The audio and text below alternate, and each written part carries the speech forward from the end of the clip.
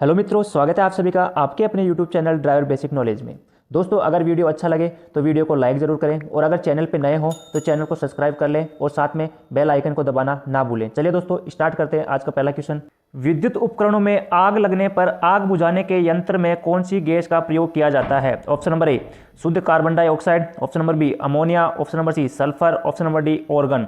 तो दोस्तों, जो विद्युत के जो उपकरणों में आग लगने पर जो बुझाने का जो यंत्र होता है उस यंत्र के अंदर शुद्ध कार्बन डाइऑक्साइड गैस भरी जाती है। इस शुद्ध कार्बन डाइऑक्साइड गैस से ही जो है दोस्तों आप लोग जो है विद्युत तारों में जो आग लगी है उसको बुझाने के लिए जो है यही गैस काम में आती है। कौन सी? शुद्ध कार्बन डाइऑक्साइड गैस। दोस्तों, इसके साथ ही आपको क्या है, आपके आरटीओ के अकॉर्डिंग जो है आपके वाहन के अंदर आग बुझाने का छोटा किट आपके वाहन के अंदर होना चाहिए। इसके साथ ही आपके वाहन में अतिरिक्त एक टायर अर्थात एक स्टेपनी वो भी आपके वाहन में होना चाहिए।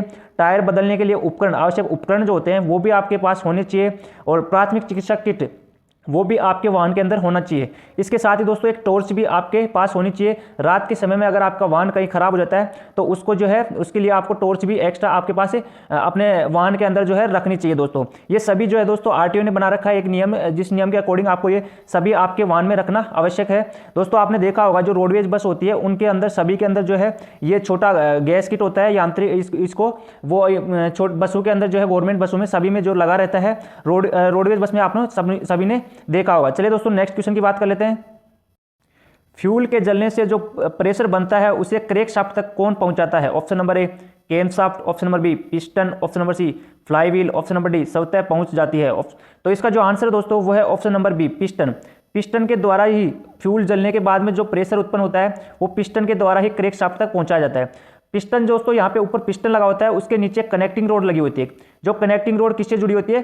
क्रैंक शाफ्ट से जुड़ी होती है। नीचे जो है क्रैंक शाफ्ट से जुड़ी हुई रहती है कौन? Connecting road. और ये कनेक्टिंग रोड पिस्टन के साथ गजन पिन के द्वारा जुड़ी हुई रहती है। चलिए दोस्तों, नेक्स्ट क्वेश्चन।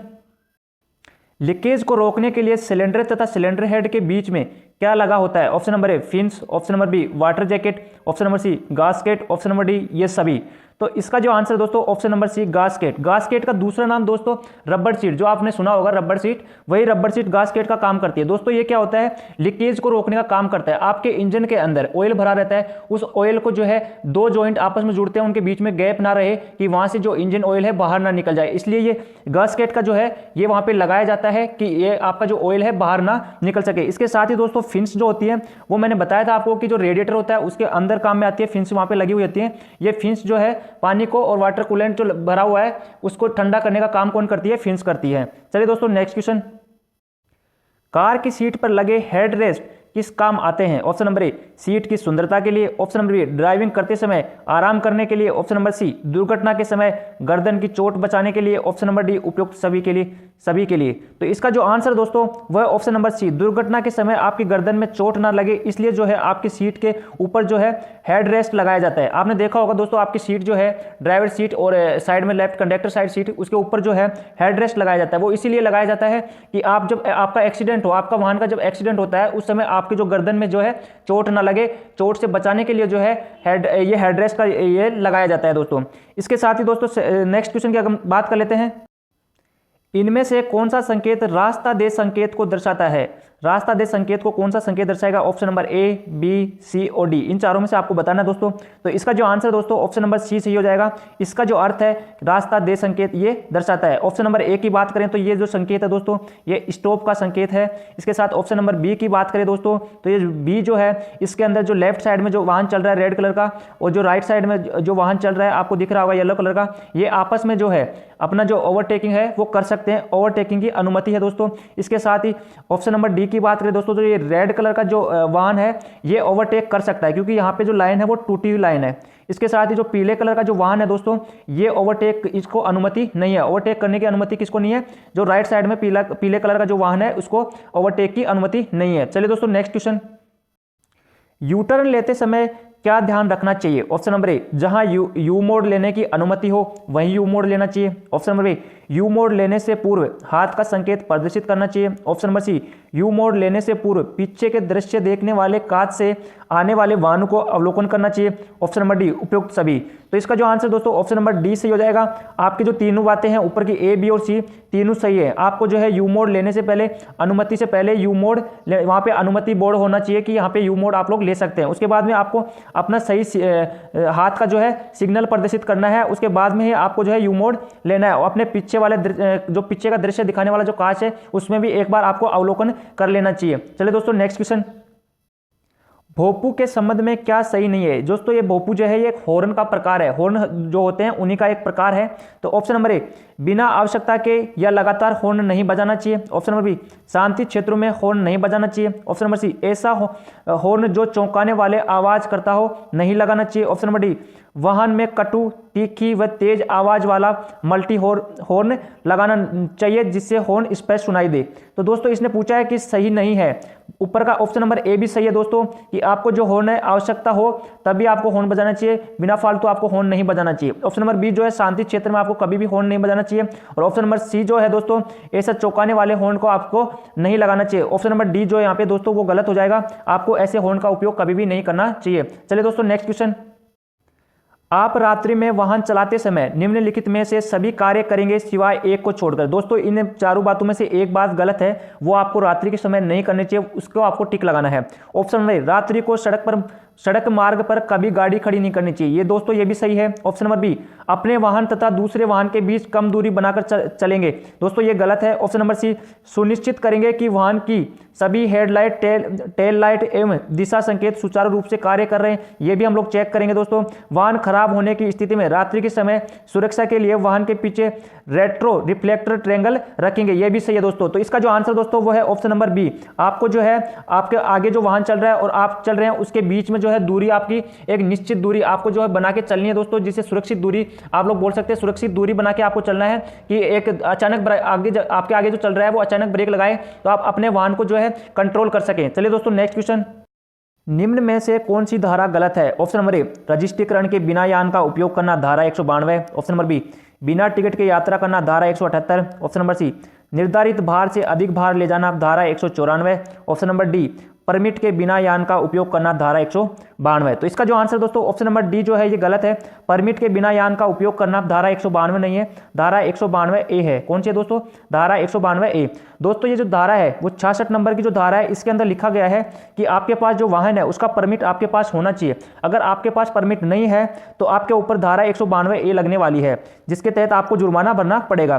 दोस्तों बात करें ऑप्शन नंबर ए, तो ऑप्शन नंबर ए में जो है दोस्तों 39 नंबर की जो धारा है इसके अंदर लिखा हुआ है कि आपका जो वाहन है वो आरटीओ के पास रजिस्टर्ड होना चाहिए। अगर आपने जो है 39 नंबर की धारा को अगर आपने तोड़ा तो आपके ऊपर धारा 192 लगने वाली है। ऑप्शन नंबर बी की बात करें, बिना टिकट के यात्रा करना, तो दोस्तों ये जो है ये लिखा हुआ है 124, धारा नंबर 124 में लिखा हुआ है कि आपको जो है वाहन में अगर यात्रा करनी है तो आपको बिना टिकट के यात्रा नहीं करनी है, आपको टिकट लेके ही यात्रा करनी है। अगर आपने उसका उल्लंघन किया तो आपके ऊपर 178 नंबर की धारा लगने वाली है। ऑप्शन नंबर सी की बात करें, निर्धारित भार से अधिक भार, दोस्तों आपका जो वाहन होता है उसके अकॉर्डिंग आपकी आरसी में लिखा होता है। अगर आपके वाहन जो है सवारी वाहन है तो उसके अंदर लिखा होता है कि आप इससे ज़्यादा अगर सवारी लेके जाते हैं तो उसके ऊपर आपको धारा 194 लगेगी, 194 ए। दोस्तों इसके साथ ही बता दूं 113 नंबर की जो धारा है इसके अंदर लिखा हुआ है कि आप जो है अपने वाहन में निर्धारित से ज़्यादा माल नहीं भर सकते, निर्धारित से अधिक ज़्यादा सवारी नहीं बैठा सकते। ये किस में मिलेगा? 113 के अंदर मिलता है। अगर आपने इसका उल्लंघन कर दिया तो आपके ऊपर कौन सी धारा लगेगी? 194। चलिए दोस्तों नेक्स्ट क्वेश्चन की बात कर लेते हैं। मोटर गाड़ियों का संबंध ऑटोमोबाइल से है क्योंकि ऑप्शन नंबर ए, यह भूमि पर चलती है। ऑप्शन नंबर बी, यह ईंधन से चलती है। ऑप्शन नंबर सी, यह स्वतः शक्ति उत्पन्न करके चलती है। ऑप्शन नंबर डी, यह मोबिल से चलती है। तो इसका जो आंसर है दोस्तों वो है ऑप्शन नंबर सी, यह स्वतः शक्ति उत्पन्न करके चलती है। आपने देखा होगा दोस्तों इंजन जो होता है स्वतः ही अपनी शक्ति जो है उत्पन्न करता है, उसके बाद चलने की जो है क्षमता रखता है। चलिए दोस्तों नेक्स्ट क्वेश्चन की बात करते हैं। टायर का डिजाइनदार भाग क्या कहलाता है? Option number A, bead. Option number B, grade. Option number C, tread. Option number D, dead. तो इसका जो आंसर दोस्तों ऑप्शन नंबर सी, ट्रेड।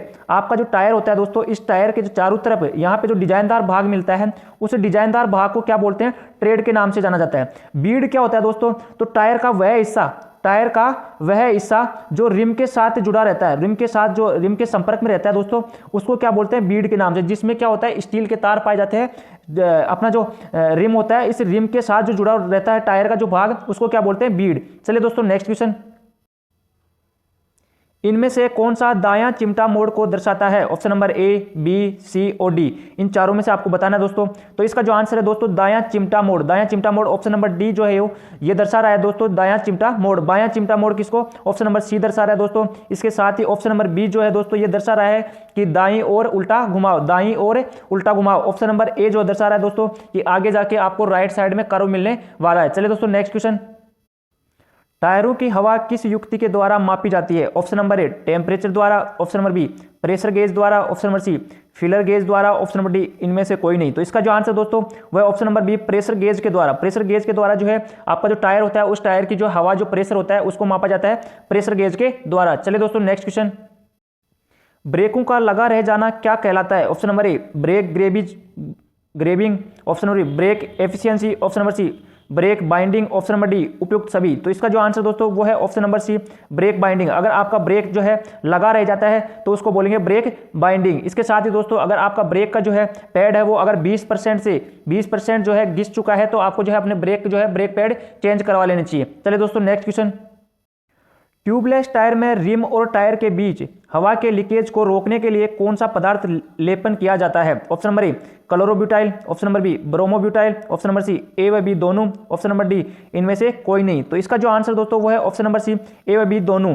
क्लोरोब्यूटाइल का भी प्रयोग करते हैं और ब्रोमोब्यूटाइल का भी। दोस्तों आपका जो टायर होता है, ट्यूबलेस टायर की बात करें यहाँ पे, ट्यूबलेस टायर जो होता है उसमें जो है गैस जो है लीकेज ना हो, उसके लिए जो रिम होता है और जो टायर होता है उनके बीच में जो है इनका जो है लेपन किया जाता है कि गैस वहां से लीकेज ना हो। चलिए दोस्तों नेक्स्ट क्वेश्चन, यह संकेत क्या प्रदर्शित करता है? यह संकेत क्या प्रदर्शित करता है? ऑप्शन नंबर ए, विषम सड़क संगम। Option number B, नागमोड़ी Chowk. Option number C, A व बी दोनों। ऑप्शन नंबर डी, इनमें से कोई नहीं। तो इसका जो आंसर दोस्तों वह ऑप्शन नंबर सी, ए व बी दोनों सही है। विषम सड़क संगम को भी यही प्रदर्शित करता है और नागमोड़ी चौक को भी यही प्रदर्शित करता है। चलिए दोस्तों नेक्स्ट क्वेश्चन, वाहन मार्ग पर आयताकार चौखाने में एक दूसरे को काटती हुई पीली विकर्ण रेखाएं क्या सूचित करती है? ऑप्शन नंबर ए, वाहनों को इस पर थोड़े समय के लिए भी रुकने की अनुमति नहीं है। ऑप्शन नंबर बी, वाहनों को इसे तब ही पार करना चाहिए जब उन्हें पीले चौखाने के आगे स्पष्ट स्थान दिख रहा हो। ऑप्शन नंबर सी, उपयुक्त दोनों सही है।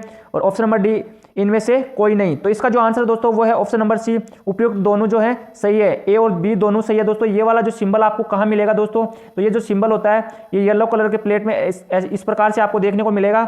और ये जो है आपका जो पुल होता है उस पुल में प्रवेश करने से पहले आपको वहां पे मिलेगा कि अगर आपको ये सिंबल है, इसका अर्थ है कि अगर आपको सामने रास्ता साफ दिख रहा है तो ये आपको जो है चलना है दोस्तों, और अगर आपको साफ रास्ता नहीं दिख रहा है तो आपको रुक जाना है। इसके साथ ही दोस्तों अगर आपको जो है पुल के ऊपर है, रुकना भी नहीं है, इसका अर्थ है कि आपको पुल के ऊपर खड़े नहीं होना है। चलिए दोस्तों नेक्स्ट क्वेश्चन, हरी बत्ती जल रही है परंतु ट्रैफिक अधिक होने के कारण अवरोध उत्पन्न हो रहा है, तो आप क्या करेंगे? ऑप्शन नंबर ए, आगे वाली गाड़ी को थोड़ा धक्का लगाएंगे। ऑप्शन नंबर बी, लगातार हॉर्न बजाएंगे। ऑप्शन नंबर सी, गाड़ी को बंद कर देंगे। ऑप्शन नंबर डी, गाड़ी चालू रखेंगे और अपनी बारी का इंतजार करेंगे। तो इसका जो आंसर दोस्तों वो है ऑप्शन नंबर डी, गाड़ी अपनी चालू रखेंगे और अपनी बारी का इंतजार करेंगे। जैसे आगे का ट्रैफिक जो है साफ होता है उसके बाद में अपने को चलना है अगर हरी बत्ती हो रही है तो दोस्तों। लेकिन अगर आप जो है वहीं पे अपने वाहन को जो है बंद नहीं करना है और हॉर्न का जो है प्रयोग नहीं करना है। चलिए दोस्तों नेक्स्ट क्वेश्चन, दोस्तों अगर वीडियो अच्छा लग रहा है तो लाइक शेयर जरूर करें। अगर आप लोग हमारे चैनल पे नए हैं तो चैनल को सब्सक्राइब जरूर कर लें। दोस्तों अगला क्वेश्चन, एक राज्य में पंजीकृत वाहन को दूसरे राज्य में अधिकतम कितनी अवधि तक रखा जा सकता है? ऑप्शन नंबर ए, 6 महीने के लिए। ऑप्शन नंबर बी, 18 महीने के लिए। ऑप्शन नंबर सी, 24 महीने के लिए। ऑप्शन नंबर डी, 12 महीने के। तो इसका जो आंसर दोस्तों आपको कमेंट बॉक्स में लिखना है कि इसका जो सही आंसर होने वाला है वो क्या होगा। इसका जो आंसर है दोस्तों अपन नेक्स्ट वीडियो में करेंगे। चलिए दोस्तों, थैंक यू।